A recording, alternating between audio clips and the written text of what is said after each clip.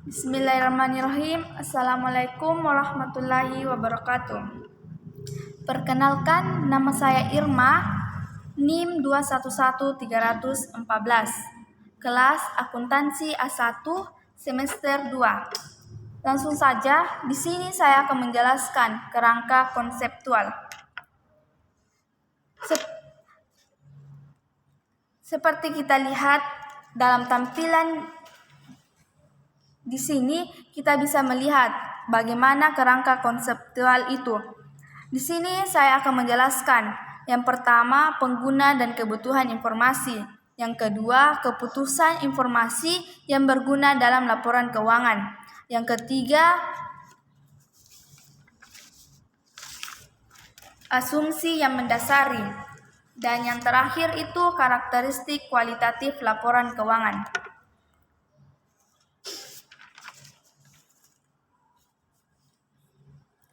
Pengguna dan kebutuhan informasi. Pertama, investor. Investor menilai perusahaan dengan kemampuan perusahaan membayar dividen. Artinya, laporan keuangan yang dihasilkan betul-betul bisa berguna bagi investor dalam pengambilan keputusan. Apakah perusahaan tersebut bisa menghasilkan laba sehingga bisa membayar dividennya? Seperti kita ketahui, investor ini adalah penanaman modal atau orang yang menanamkan uangnya dalam usaha dengan tujuan mendapatkan keuntungan. Karyawan, kemampuan memberikan balas jasa, manfaat pensiun, dan kesempatan kerja. Dengan adanya laporan keuangan, karyawan tersebut bisa melihat apakah perusahaan tersebut dapat menggaji kita dengan gaji yang layak atau tidak, serta adanya kenaikan gaji. Pemberi jaminan, seperti perusahaan asuransi yang menjamin sebuah perusahaan, maka jaminan ini memerlukan laporan keuangan untuk mengetahui bagaimana kemampuannya membayar utang-utangnya yang akan jatuh tempo. Pemasok dan pemberi jaminan atau kreditor lainnya tidak jauh beda dari pemberi jaminan. Tentang pemasok dan kreditor ini, sama halnya dengan pemberi jaminan, apakah perusahaan tersebut mampu melunasi utang-utangnya. Pelanggan, untuk melihat kelangsungan hidup perusahaan. Pemerintah, alokasi sumber daya, bagaimana sumber daya yang dimiliki perusahaan, bagaimana pemulihan terhadap sumber daya ketika perusahaan kelola agar lokasi tersebut kembali ke keadaan yang semula atau tidak merusak. Masyarakat, perkembangan kemakmuran perusahaan. Dengan melihat laporan keuangan, masyarakat bisa mengawasi bagaimana lingkungan yang dilakukan atau kerusakan alam agar masyarakat bisa mengontrol.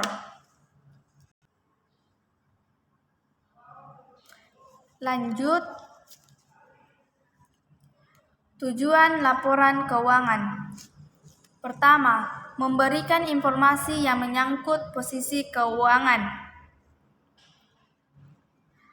Artinya, kinerja serta perubahan posisi keuangan suatu perusahaan yang bermanfaat bagi sejumlah besar pemakai dalam pengambilan keputusan ekonomi. Yang kedua, memenuhi kebutuhan bersama sebagian besar pemakai.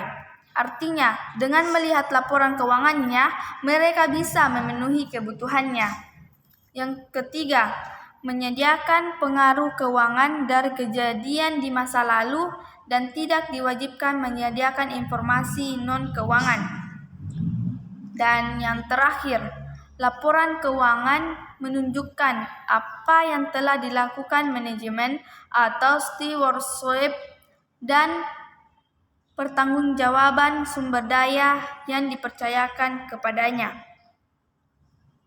Artinya, dengan adanya laporan keuangan, terutama kepada investor, Investor akan melihat bagaimana kinerja perusahaan tersebut, mempertanggungjawabkan atas modal yang telah kita percayakan kepada mereka, apakah telah digunakan seefisien atau seefektif mungkin.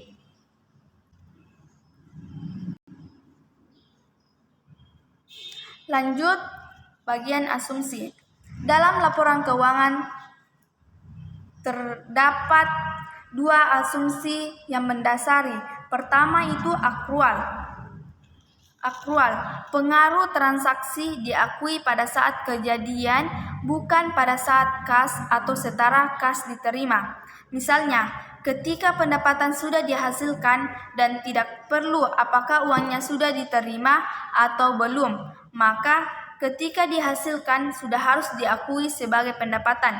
Begitupun juga dengan beban. Ketika beban itu telah terjadi, apakah uangnya sudah dikeluarkan atau belum, maka itu sudah diakui sebagai beban. Yang kedua, kelangsungan usaha. Perusahaan diasumsikan tidak bermaksud atau berkeinginan melikuidasi atau mengurangi secara material skala usaha. Maksudnya di sini adalah kelangsungan usaha, yaitu kelangsungan yang berlangsung secara terus-menerus. Perusahaan melakukan usahanya tidak pernah memikirkan kapan dia bangkrut, tetapi mereka berpikir sebelum kiamat mereka pun masih ada, seakan-akan kita hidup selamanya.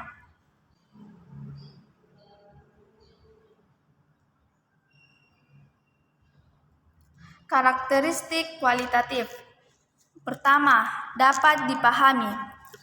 Laporan keuangan itu dapat dipahami oleh penggunanya untuk mengambil keputusan, karena mereka tidak akan mengambil keputusan jika tidak memahami laporan keuangan.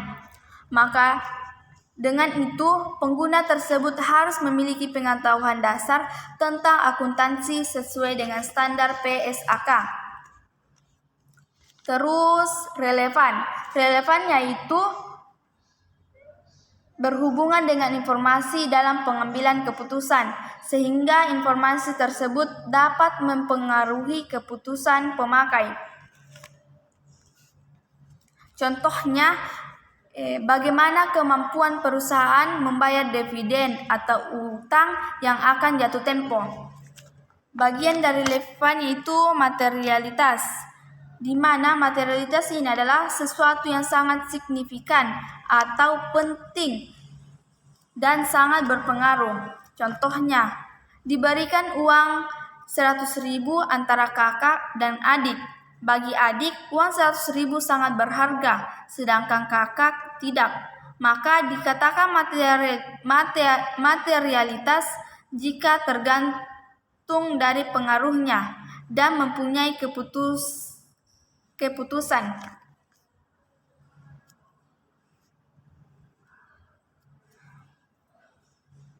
Keandalan.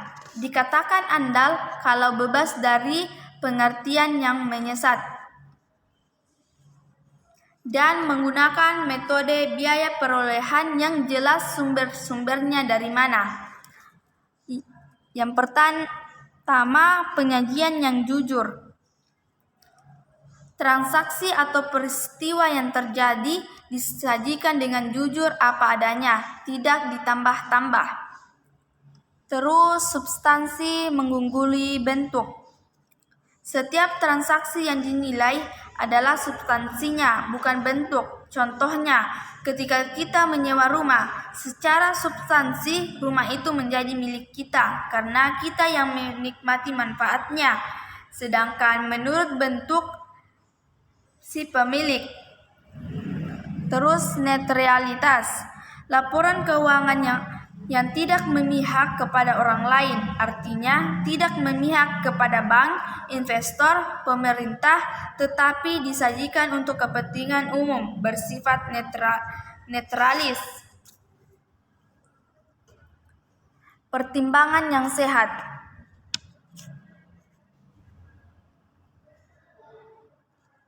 Contohnya, gedung ditaksir dengan masa manfaat 37 tahun.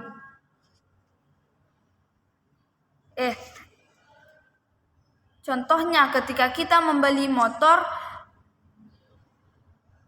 pasti perusahaan tersebut memiliki garansi. Misalnya motor itu rusak karena kecelakaan, dan dari situlah dipertimbangkan berapa garansi yang akan diberikan. Maka di situ perusahaan memerlukan pertimbangan yang sehat. Terus kelengkapan. Informasi yang diberikan harus lengkap sesuai apa yang terjadi, tidak dibuat-buat. Dapat dibandingkan. Membandingkan laporan keuangan tahun sekarang dengan tahun yang lalu dengan metode yang sama. Terus yang terakhir itu penyajian wajar. Laporan keuangan harus disajikan dengan sewajar-wajarnya. Kendala informasi yang relevan dan andal, yaitu tepat waktu. Dalam pembuatan laporan keuangan harus disajikan dalam waktu yang tepat, karena jika tidak disajikan dalam waktu yang tepat, maka laporan keuangannya tersebut bisa kacau. Yang kedua itu keseimbangan antara biaya dan manfaat. Maksudnya adalah biaya lebih besar daripada manfaat. Dalam laporan keuangan perlu dioptimalkan biaya dan manfaat. Manfaatnya harus lebih besar daripada biaya, sehingga laporan keuangan menjadi relevan dan andal. Terus yang terakhir, keseimbangan di antara karakteristik kualitatif. Semua karakteristik kualitatif di dalam laporan keuangan harus dijelaskan secara seimbang, maka akan terpenuhi karakteristik laporan keuangan yang betul-betul berkualitas. Mungkin itu yang bisa saya sampaikan, kurang lebihnya mohon dimaafkan. Billahi fisabil haq fastabul khairat. Assalamualaikum warahmatullahi wabarakatuh.